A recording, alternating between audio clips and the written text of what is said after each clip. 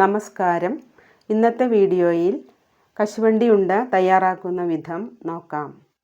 ഇത് ഉണ്ടാക്കുന്നതിനായി 2.5 കപ്പ് പുഴുക്കലരി കഴുകി വെള്ളം വാർന്ന ശേഷം ചുവട് കട്ടിയുള്ള ചീനച്ചട്ടിയിലോ പാനിലോ മീഡിയം ഫ്ലെയിമിൽ വെച്ച് വറുത്തെടുക്കാം. പാത്രം നന്നായി ചൂടായ ശേഷം മാത്രം അരി ഇട്ട് കൊടുക്കുക. പിന്നീട് മീഡിയം ഫ്ലെയിം ആക്കിയാൽ മതി. അരി കഴുകിയതിന് ശേഷം നന്നായി ഉണക്കിയെടുക്കേണ്ട ആവശ്യമില്ല. വെള്ളം വാർന്നാൽ മതി. മട്ട അരിയോ വെള്ള അരിയോ ഏത് വേണമെങ്കിലും ഉപയോഗിക്കാവുന്നതാണ്. പുഴുക്കലരിയാണ് നല്ലത്. ആദ്യം സാവകാശം ഇളക്കി കൊടുത്താൽ മതി.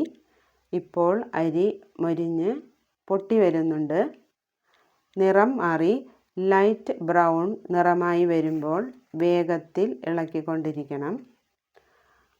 12-15 മിനിറ്റ് മതിയാകും ഇത് വറുത്തെടുക്കാൻ. ഇപ്പോൾ പാകം വറവ് ആയിട്ടുണ്ട്. സ്റ്റൗവിൽ നിന്നും മാറ്റി തണുക്കാൻ വയ്ക്കാം. തണുത്തതിന് ശേഷം ഇത് മിക്സിയുടെ ജാറിൽ കുറേശ്ശെ ഇട്ട് പൊടിച്ചെടുക്കാം. പൊടിച്ചത് ഒരു പാത്രത്തിലേക്ക് മാറ്റാം. കുഴയ്ക്കാൻ എളുപ്പമുള്ള പാത്രമായിരുന്നാൽ നല്ലതാണ്. അടുത്തതായി കശുവണ്ടി പരിപ്പ് വറുത്തത് പൊടിച്ചെടുക്കാം. കാഷ്യൂ നട്ട്സ് സൗകര്യം പോലെ മുന്നേ വറുത്ത് വയ്ക്കാം. 2 കപ്പ് കശുവണ്ടി പരിപ്പാണ് എടുത്തിട്ടുള്ളത്. കുറച്ച് കൂടിയാലും കുറഞ്ഞാലും കുഴപ്പമില്ല. ഇനി ഇതെല്ലാം പൊടിച്ചെടുക്കാം. പൊടിച്ചെടുത്തിട്ടുണ്ട്. അരി വറുത്ത് പൊടിച്ചതിലേക്ക് ഇത് ചേർത്ത് കൊടുക്കാം. ഇനി ഇതിലേക്ക് തേങ്ങ ചിരകിയതാണ് ചേർക്കാനുള്ളത്. തേങ്ങ ചിരകിയത് 2.5 കപ്പ് എടുക്കാം. ഇതും ഇതിലോട്ട് ചേർത്ത് കൊടുക്കുകയാണ്. അതിനുശേഷം പൊടിച്ച ശർക്കര 2 കപ്പ് ഇട്ട് കൊടുക്കാം. നല്ല ശർക്കര എടുക്കണം. അഴുക്കില്ലാത്ത ശർക്കര എടുക്കണം.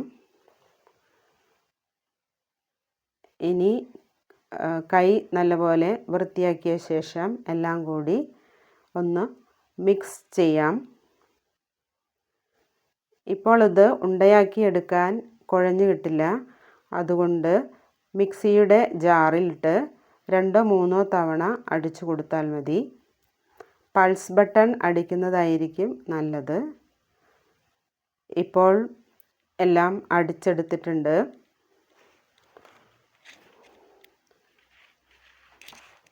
ഒരു പാത്രത്തിലോട്ട് മാറ്റി കൊടുക്കാം.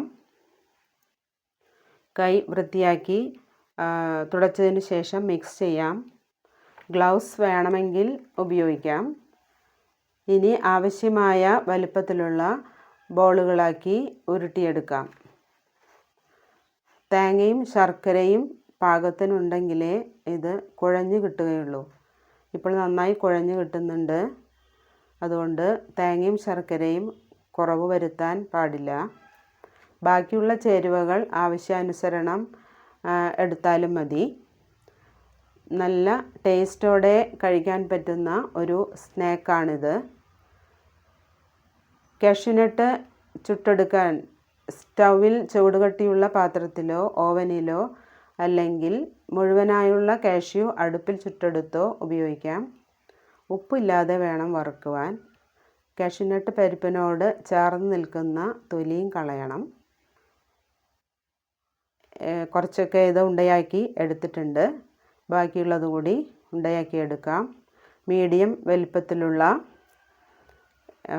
20 ബോൾസ് നമുക്ക് ഉണ്ടാക്കിയെടുക്കാനായിട്ട് സാധിക്കും. ഈ സ്നാക്കിൽ ന്യൂട്രിയൻസ് ധാരാളമുണ്ട്. ഇത് കേടാകാതെ 2 ദിവസം പുറമെ വയ്ക്കാം. പിന്നീട് കുറച്ച് ദിവസം ഫ്രിഡ്ജിൽ സൂക്ഷിക്കാം. എന്നാലും ടേസ്റ്റ് കുറയില്ല. എല്ലാവരും ട്രൈ ചെയ്ത് നോക്കണം. Thank you.